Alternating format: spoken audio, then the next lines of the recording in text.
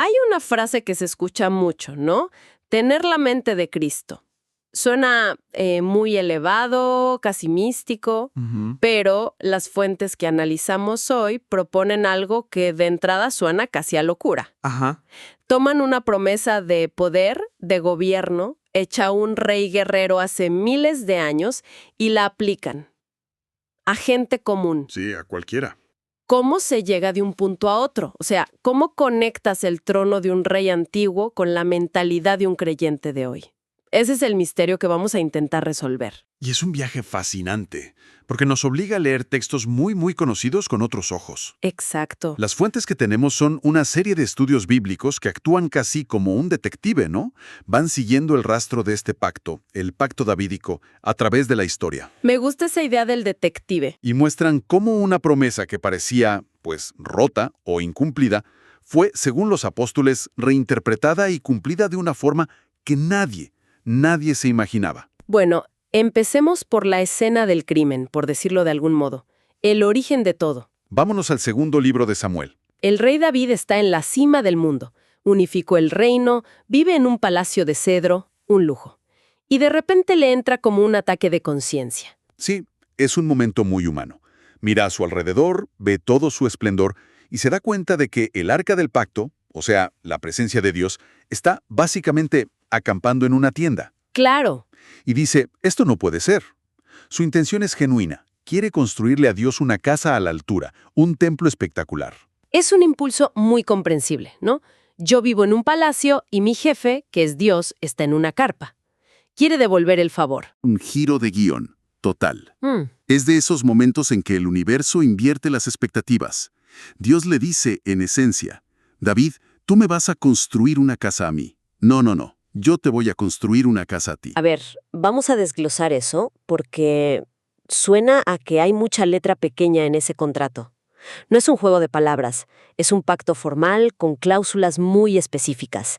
¿Qué es lo que le promete Dios exactamente? Pues las fuentes destacan 4 pilares. El primero y el más importante. Uno de tus descendientes directos se sentará en tu trono, y su reino será firme y perpetuo. ¿Para siempre? Para siempre. Ok. Segundo, ese descendiente será quien finalmente construya esa casa o templo para mi nombre. Ajá. Tercero, la relación será única, casi familiar. La frase es, yo le seré a él por padre y él me será a mí por hijo. ¿Qué personal? Y cuarto, una garantía crucial. Mi favor, mi misericordia, nunca se apartará de él. Su reino no será arrancado como le pasó a Saúl. Entiendo los puntos, pero suenan increíblemente idealistas. ¿Un reino perpetuo? Eso no sonaba a hipérbole política incluso en esa época, algo que los reyes decían para legitimar su dinastía. Absolutamente. Y la historia inmediata pareció confirmar ese escepticismo. El sucesor obvio fue su hijo, Salomón. Claro. Él construyó el templo, cumplió esa parte, pero su reino, bueno, lejos de ser perpetuo, se fracturó en una guerra civil terrible justo después de su muerte. O sea, la promesa de un trono para siempre duró una sola generación. Exacto.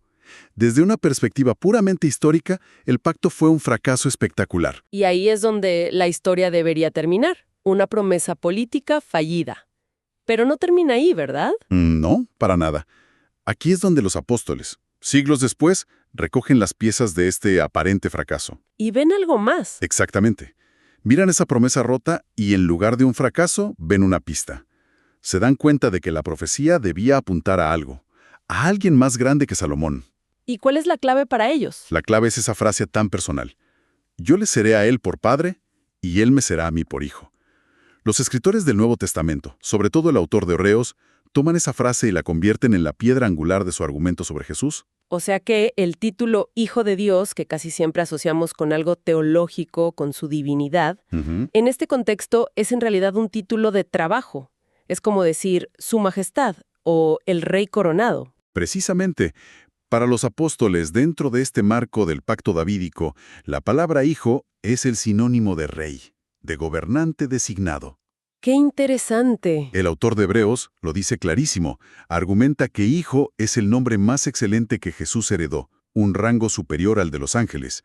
Y para demostrarlo, no solo cita la promesa a David, sino que la conecta con el Salmo 45. Un salmo de coronación real, ¿no? Justo. Y en ese salmo se le dice directamente al rey, tu trono, oh Dios, por el siglo del siglo. Espera. Ahí le está llamando Dios al rey. Eso es bastante fuerte. Lo es. Y el análisis de las fuentes profundiza en esto. La palabra hebrea original es Elohim. Y, aunque su uso principal es para referirse a Dios, Ajá. la palabra tiene un rango más amplio. En otros textos, como en Éxodo, se usa para hablar de jueces o gobernantes humanos. O sea, gente con autoridad delegada. Exactamente. Así que cuando el salmista llama Elohim al rey, no lo está deificando, sino que lo reconoce como el máximo gobernante, el juez supremo de la nación. Entonces, cuando el autor de Hebreos aplica ese salmo a Jesús, está haciendo una jugada muy audaz. Está diciendo, el título de hijo no es solo afecto, es un título de gobierno supremo y eterno. Es una declaración de coronación en toda regla. El título de hijo es su credencial como rey. Ok, entiendo la idea. Hijo significa rey.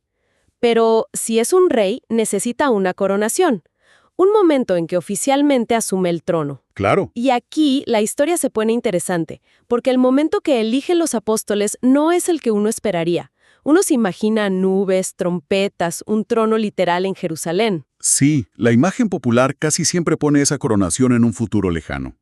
Pero los apóstoles argumentan con una vehemencia increíble que no, que la coronación ya ocurrió. ¿Ya ocurrió? Sí. En el libro de los Hechos, el apóstol Pedro da un discurso en Pentecostés, y su argumento es explosivo. Dice que David, como profeta, sabía que Dios levantaría al Mesías de su linaje para sentarlo en su trono. Ok, hasta ahí todo bien. Pero la prueba irrefutable de que ya está sentado en el trono es un evento que todos acababan de presenciar, la resurrección. A ver, un momento, eso me choca un poco. O sea, la resurrección fue la entronización. Exactamente. Siempre se asocia la coronación con poder, con un cetro, con gobernar. La resurrección parece más un acto de supervivencia divina, una victoria sobre la muerte. ¿Cómo conectan un evento, digamos, biológico con un acto político? Esa es la pregunta clave. Para los apóstoles, la resurrección no es solo volver a la vida. Es la demostración definitiva de poder. Es la victoria sobre el último enemigo, la muerte. Claro. ¿Qué mayor calificación para gobernar puede haber que esa? Un rey mortal no puede cumplir una promesa de un reino perpetuo. Se muere. Se muere. Es lógico. Pero un rey que vence a la muerte, un rey inmortal, él sí puede tener un reino eterno. La resurrección es el requisito indispensable para que el pacto se cumpla. Es la cláusula de inmortalidad del contrato. Exacto. El apóstol Pablo lo formula de una manera casi legal en Romanos. Dice que Jesús fue declarado Hijo de Dios con poder, por la resurrección de entre los muertos. La resurrección es la declaración oficial. Es el edicto real. Y su ascensión a la diestra de Dios no es un retiro pasivo. En la antigüedad, sentarse a la diestra del monarca era la posición de máxima autoridad. No es una sala de espera, es la sala del trono. Vale, esto cambia las reglas del juego. El rey ya está en su trono. El reino fue inaugurado. Pero, ¿qué pasa con el resto de la gente? ¿Somos simplemente súbditos que miran todo desde la tribuna? ¿O hay algo más? Y aquí fíjate es donde las fuentes llegan al punto más radical. La conexión que lo cambia todo para el creyente. A ver. El apóstol Pablo en su carta a los Efesios hace una afirmación que debería dejarnos sin aliento. Dice que la dunamis, la fuerza explosiva y dinámica que Dios usó para resucitar a Cristo y sentarlo en el trono por encima de todo poder y dominio, Sí. es exactamente la misma fuerza que opera ahora en los que creen. Espera, esa es una afirmación enorme. No dice un poder similar o inspirado en, dice el mismo poder. La misma energía. ¿Y qué significa eso en la práctica? Si un creyente tiene esa autoridad, ¿es para qué? ¿Para mover montañas o algo más sutil? Pablo lo lleva a su conclusión lógica, y es aquí donde necesitamos ajustar nuestra forma de pensar. Él dice que Dios no solo nos dio vida juntamente con Cristo, Ujú. sino que nos resucitó con Él y, escucha bien, nos hizo sentar en los lugares celestiales con Cristo Jesús. Sentar en los lugares celestiales. Suena muy poético, pero también muy abstracto. ¿Qué significa eso realmente? ¿Que estamos flotando en una nube? Es una metáfora, sí, pero una metáfora de poder, no de geografía. Cuando Pablo dice que los creyentes están sentados, no habla de una ubicación. Entonces, En el lenguaje del gobierno, estar sentado es una postura de autoridad. Los reyes se sientan en tronos, los jueces en tribunales. claro. Es una declaración de estatus y función, no de ubicación. Significa que posicionalmente, el creyente ya opera desde la misma esfera de autoridad que Cristo. Así que, volviendo a la promesa original a David, yo te construiré una casa. Al final, la casa que Dios construyó no fue un palacio, ni siquiera una sola persona. No. La casa es un pueblo, una familia gobernante. Correcto. La promesa se cumple de una forma colectiva que era inimaginable. La casa es un cuerpo, compuesto por una cabeza, que es el rey, y sus miembros, que son coherederos de su estatus y autoridad. Coherederos. Y el autor de Hebreos lo confirma cuando dice que el mundo venidero, el nuevo orden, no estará sujeto a los ángeles, sino al hombre, refiriéndose a Cristo, y por extensión a su cuerpo, la Iglesia. Hay una transferencia de gobierno en el universo. Es increíble. Hemos hecho un viaje desde una promesa a un rey preocupado por la decoración, pasando por un fracaso histórico aparente, hasta una visión de un reino espiritual donde la autoridad es compartida. La idea con la que empezamos, tener la mente de Cristo, ahora tiene otro sentido. No es solo pensar cosas piadosas, es adoptar la mentalidad de un heredero. Es asumir una identidad, la de alguien que no es un simple súbdito lejano, sino un miembro de la casa gobernante. Según esta interpretación, el pacto no se anuló con los fracasos de Israel, se cumplió de una manera más profunda, más espiritual y mucho más duradera. Un cumplimiento que superó por completo las expectativas de David. Él quería construir un edificio de piedra y Dios terminó construyendo una familia de reyes. Y para reflexionar, las fuentes sugieren algo provocador. Dime. Que esta autoridad heredada no se manifiesta de forma automática. Depende de un cambio de mentalidad, de una madurez espiritual. Pablo usa una analogía legal muy potente. ¿Cuál? Dice que un heredero, mientras es un niño, en nada difiere de un esclavo, aunque legalmente sea el dueño de todo. Me gusta esa imagen. Es como el heredero de una gran empresa. Mientras es un niño, su nombre está en los documentos. Es el dueño, pero no puede firmar un cheque. Exacto. Vive en la mansión, pero el mayordomo le dice a qué hora acostarse. Solo cuando madura y se capacita, puede entrar en la junta directiva y ejercer la autoridad que siempre fue suya. Exactamente esa es la idea. Pablo está sugiriendo que muchos creyentes permanecen en esa etapa de heredero infantil. Tienen el título, pero viven como si no lo tuvieran. Esperando que alguien más tome las decisiones. Sí, el paso a la madurez es empezar a pensar y actuar como lo que ya se es, un hijo adulto, un heredero responsable.